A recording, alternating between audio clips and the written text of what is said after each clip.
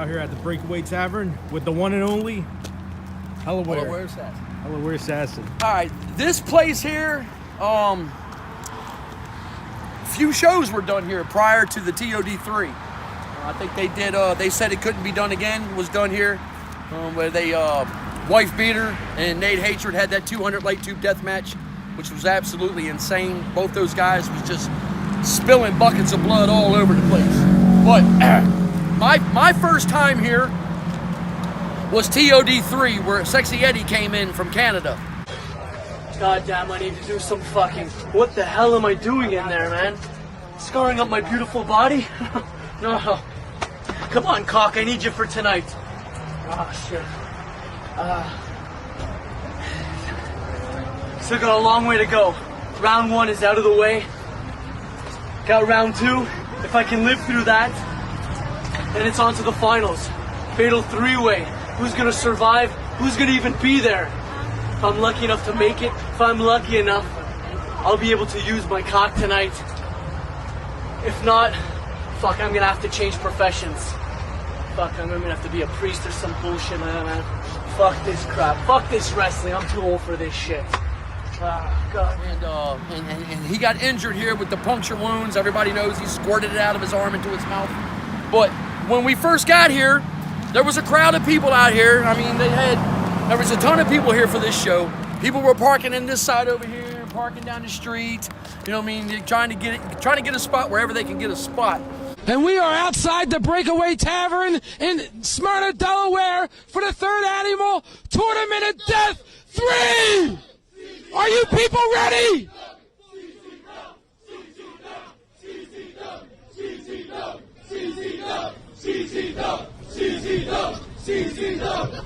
Tonight, in the back here is where everything was set up, and we'll go ahead and take a walk back there. But this place is pretty historical. I mean, as far as one location for combat zone wrestling in the state of Delaware, the Breakaway Tavern, this was a spot here where, you know what I mean, they were able to come. I think Jeff Rocker, you know, helped them get this spot right here.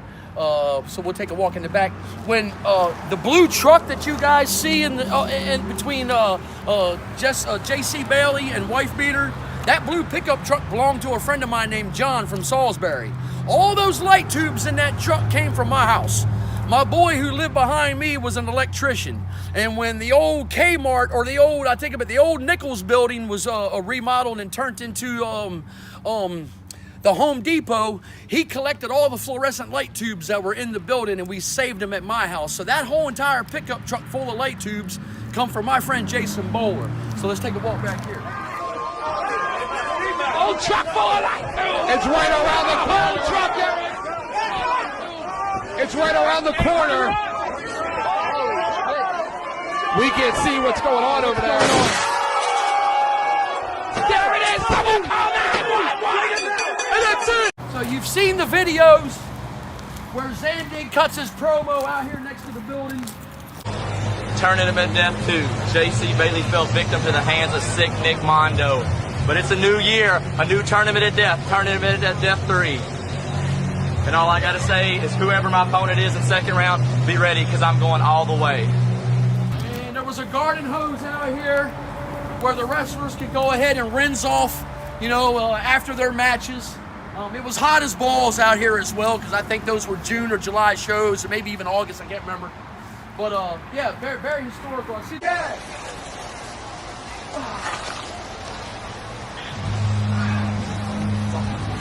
You want somebody to get your back at? I need a scrub brush.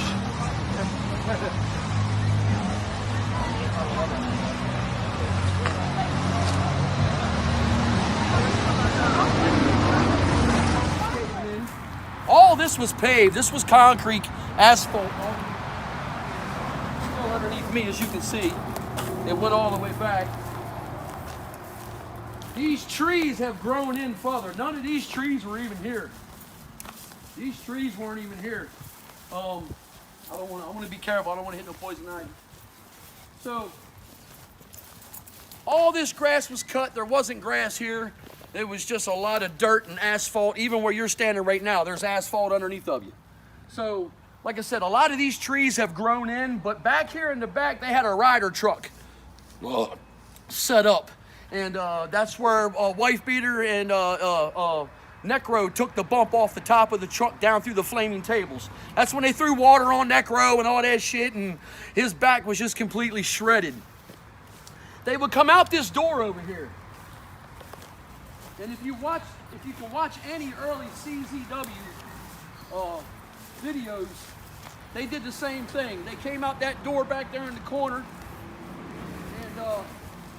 and they just made their way right here to the ring. I'm standing right about exactly where the ring was. The ring used to sit right about here, and they had some tables back here against the building, and we're being watched by a buzzard on the rooftop right now. Let's zoom in and get the buzzard.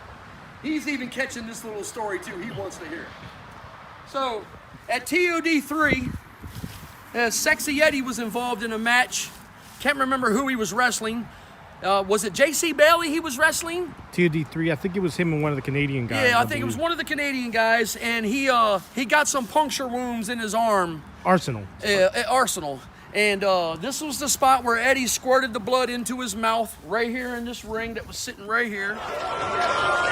Oh, wait, he's gonna try to kill him, Eric. He gonna get him, Eric. Uh-oh. You gotta be nuts. For the end, Eric. You gotta be out of your mind. This man is 1 match away from leaving Delaware with the Tournament of Death trophy. And Eric, what a maniac. This place was packed. There was just people on all three sides. They had, like I said, they had the CZW commentators, Eric Gargiulio and John House were sitting back here. But that locker room inside, man, it was loaded with everybody, including wrestlers that are no longer here, like Trent Acid, JC Bailey, Chris Cash, Z-Bar. Those are just 4 that are gone. Justice Payne, there's 5 that are gone. But yeah, very, very cool, man. To actually stand right here where this shit took place, man. And to think that these trees have just grown up like this just over the past, 15 years? How long ago was that? 2003, right? 2003. 2003 to almost 20 years. Yeah. It's 19 years ago. So these trees have all grown up over the past 19 years from being no bigger than this little plant right here. So, but yeah, and then when I get back from taking Sexy Yeti to the hospital, if you watch the video, you see me come into the ring and we take Sexy Yeti out. Or matter of fact, we bring Sexy Yeti back into the ring so Zandig could cut a promo that he has to go to the hospital and he won't be continuing on in the tournament. Audience don't know who this guy is. Sexy Yeti was invited to last year's Tournament of Death by me. He couldn't make it here because he had broken out, I believe, his collarbone or some up here in his shoulder. He wanted to come out, but he said he couldn't do it 100%. So this year he said, I'm ready, I'm 100%, and then he came here to do what we do and what he does where he's from for you people. But he will be back for more shows. So I take Sexy Yeti to the hospital and I drop him off. Then Zandig walks up to me and says, hey brother, can you take Necro to the hospital too? And I was like, what? And I noticed on Necro he had a half moon shaped cut on his chest where his skin just split wide open from, I think it was the Green Phantom. Yeah, the Green Phantom hit him with a pair of crutches with light tubes on it, just right across the fucking chest, and that split him wide open. This is his environment. So I take Necro to the hospital.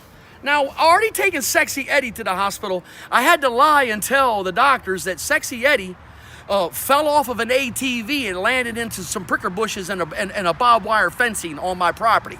We were having a big old little backyard wrestling event and he got hurt, right? So now I gotta take Necro.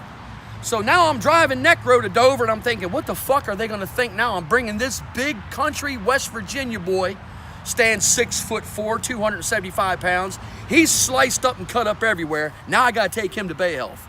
So we walk into Bay Health Medical Center and the doctors were like, okay, we need to talk to you, man. We need to know exactly what's going on here. This is the second person you've brought to the hospital in just the last hour and a half.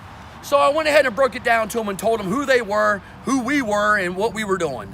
And they were like, cool. They were like, all right, well, let's get them stitched up. So they went ahead and took care of Necro, took care of Sexy Eddie. Sexy Eddie's boys that he traveled with, which was the Green Phantom and Arsenal, they all came down together. They went and picked Sexy Eddie up at the hospital, and then I went back and picked Necro up, and then he come hang out at my house for a few days before he rolled out. But the Breakaway Tavern, man, TOD3 right here. A lot of matches on that DVD. Everything was good. All them matches were good. You know, I think my favorite, of course, is going to be Necro and Wife Beater's match. Definitely Sexy Eddie's match. Wife Beater and JC Bailey coming off the top of that truck, you know, slamming him down into them light tubes. That's a lot of glass to be landing in. They couldn't even bust them all the way down to the bottom of the bed of the truck. And when they started to stand up and get out of it, they had to get pulled and rolled out of the back of the truck to get out. So, you know, I just wanted to let you guys know a little bit about this joint. You know what I mean? I'm pretty sure Delaware Mike has informed everybody about what this place is and what happened here. And I'm noticing some boards laying back here. Now, I don't know. I do know some of the boards that were here that CZW brought. I think one or two of them was broken. And they might have even left a couple boards behind. But to me, it looks like it's all from the roof. I think most of this wood out here come off of this rooftop.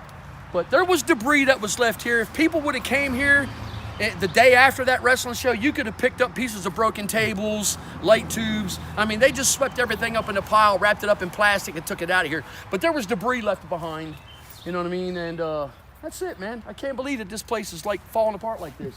Hopefully whoever's bought it is going to put a new roof on it. They're going to clean it up and maybe turn it into a little restaurant or something like that. I don't know. But a very historical place. I'm the Hellaware Assassin. This is Justin Valencia. And we're out of here, man. Peace out. Thank you, brother. You're welcome, man.